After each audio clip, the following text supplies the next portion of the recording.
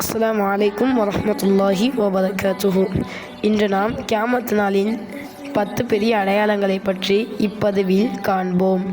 ஒன்றாவது, மேற்கு சூரியன் உதிக்கும் போது.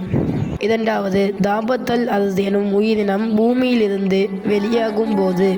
மூன்றாவது, துஹான் அதாவது புகை பூமியில் 40 நாட்கள் நிலவும் போது.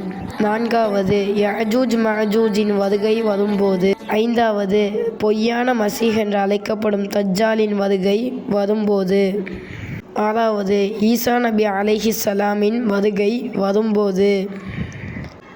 ஏழாவது, கிழக்கில் ஒரு பூகம்பம் ஏற்படும்போது. எட்டாவது, மேற்கில் ஒரு பூகம்பம் ஏற்படும்போது. ஒன்பதாவது, அரபிய தீபகற்பத்தில் ஒரு பூகம்பம் ஏற்படும்போது. பத்தாவது, உலகையே சுற்றி வளைக்கும் ஒரு பெரிய காட்டுத்தீ பரவும்போது. அனைவரும் விசாரிக்கப்படும் அந்த கியாமத் நாள் ஏற்படும். அஸ்ஸலாமு அலைக்கும் வரஹ்மத்துல்லாஹி வபரகாத்துஹு.